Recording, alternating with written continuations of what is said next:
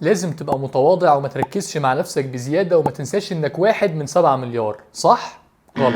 انت لازم تبقى سيلف سنترد ومخلي كل حاجة في حياتك متمحورة حوالين نفسك، لان انت الشخص الوحيد المهم في العالم، على الاقل بالنسبة لك. في انواع كتير من القصص التاريخية الموروثة عبر الاجيال، وكل حضارة ليها القصص بتاعتها، والقصص دي بتختلف في شخصيتها واحداثها ونتائجها وفي حاجات كتير. بس اكتر حاجة ثابتة في تقريبا كل القصص اللي انت قريتها في حياتك هي رحلة البطل، قصة حياتك. سمعت الكلمة دي قبل كده؟ لما تلاقي واحد بيتكلم كتير بتقول له انت هتحكي لنا قصة حياتك. لما حد يكتب سيرته الذاتية بتقول عليها دي قصة حياة فلان، لان فعلا ده وصفها الصحيح. قصة الاحداث اللي بتحصل في حياتك من اول ما تتولد لحد ما تموت، قصة رحلة البطل، والبطل ده هو انت ومش اي حد غيرك. ومع ان كل واحد من ال7 مليار بني ادم ليه قصته اللي هو بطل فيها، بس ده يهمك في ايه؟ انت ما يشغلكش اصلا قصص غيرك. الحاجة الوحيدة المهمة في الدنيا هي قصتك اللي انت البطل بتاعها. لو قريت اي قصة في حياتك فانت اكيد عارف مراحل تكوين شخصية البطل. دايما البطل في بداية القصة ما بيبقاش بطل، بيبقى شاب او ولد غلبان بيقع في مشاكل كتير، عنده إرادة للتغيير بس ما عندوش الأدوات الكافية إنه يحققها. عايش حياة عادية، شغال شغلانة عادية، بيعمل علاقات عادية زيك بالظبط. وفي يوم من الأيام بتحصل حاجة غريبة أو مختلفة بتبدأ معاها رحلة البطل. أخبار مخيفة عن جيش هيحتل بلدهم، أو يلاقي حاجة معينة، أو يحصل له حدث غير متوقع، أو أيا كانت نقطة البداية دي بتبقى نداء البطل، فرصة ليه إنه يبقى بطل ويعيش الرحلة. وغالبا البطل بتاعنا بيبقى مكسل أو خايف أو متوتر وبيتجاهل النداء، بيحاول يهرب من نداء البطل، بيحاول يفضل في حياته الآمنة المعتادة. بس نداء البطل بيتكرر، بتحصل حاجة تانية بتقول له انت لازم تبقى بطل، انت لازم تخوض الرحلة. ولسبب ما البطل بتاعنا بيضطر يوافق غصب عنه، لسبب خارج عن ارادته. هو مش عايز يبقى بطل، هو مش عايز يخوض الرحلة، هو عايز يفضل في حياته المريحة، بس بيضطر انه يبقى بطل. في سبب بيجبره انه يوافق. الرحلة بتاعته في الغالب بتبقى مبنية على انه محتاج يوصل لهدف اسمى،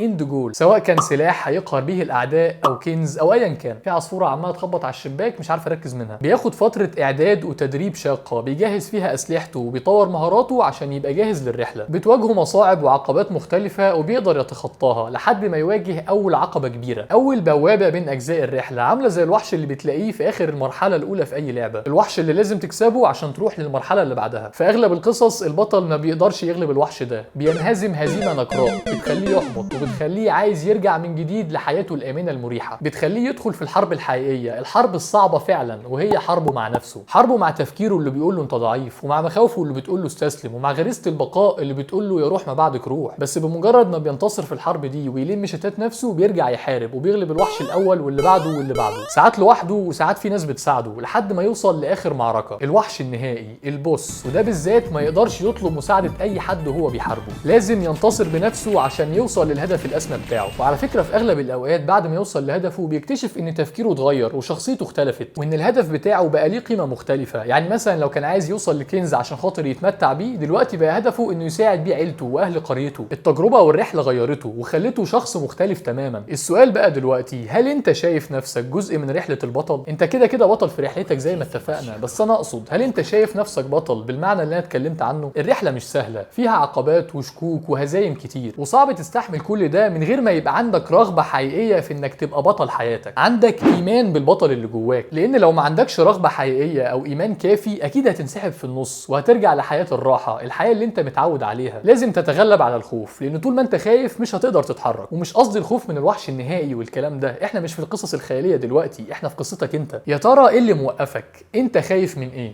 خايف من الفشل؟ خايف من الالتزام؟ خايف من الرفض او الاحراج؟ خايف من الفقر لو رحلتك فشلت؟ خايف تضيع سنين من حياتك وفي الاخر ما توصلش لحاجه؟ ولا خايف منهم كلهم؟ لان في فرص عاليه ان اي حد بيحاول يبقى بطل في حياته هيواجه كل المخاوف دي في مراحل مختلفه. ممكن انت ما تبقاش عايز كل ده، ممكن تبقى عايز حياه سهله ومريحه، حتى لو مش هتحس فيها بفولفيلمنت، حتى لو مش هتحس ان حياتك ليها معنى، المهم انك تفضل في الامان. وانا ما عنديش مشكله مع ده، كل واحد بيتحمل نتيجه اختياراته. بس انا ما اقدرش افكر في حاجه زي كده، انا بترعب من فكره زي دي، فكره اني هتجنب الرحله اللي عايز اخدها، هتجنب دور البطل في حياتي عشان خايف من الحياه الصعبه. انا ممكن اقبل النفشل في كل حاجه في حياتي واخسر قدام كل العقبات وما اوصلش لاي حاجه في الاخر، لكن مش هقبل ان اخاف. مش ممكن اقبل ان ابقى عارف الطريق اللي انا عايزه واتجنبه بارادتي عشان خايف من الحياه الصعبه. ده بالنسبه لي انتحار. انت بقى تختار ايه؟ تختار الحياه العاديه السهله الامنه اللي ما فيهاش صعوبات وبرضه اللي ما فيهاش احلام وطموحات؟ خليك صادق مع نفسك، لو ده اللي انت عايزه فعلا يبقى الف مبروك، هنيئا لك، انا بحسدك، انا نفسي ابقى زيك. بس لو بتضحك على نفسك وسايب خوفك هو اللي ياخد لك قراراتك، اعرف انك هتندم كتير. مش بس هتندم وانت بتموت انك ما حاولتش على الاقل توصل، ده انت هتندم بعد 10 سنين وبعد سنه وبعد شهر، وهتندم طول الوقت. واظن انك اساسا ندمان وانت بتعمل اغلب الحاجات اللي بتعملها كل يوم، لانك مش عايز تعملها. حتى وانت بتعملها انت ندمان انك بتعملها، بس خوفك مكلبشك ومخليك عديم الحيله. حاول تواجه خوفك وتتغلب عليه لو مش عايز تعيش حياتك كلها مع احساس الندم وعدم الرضا. شكرا لحسن استماعكم،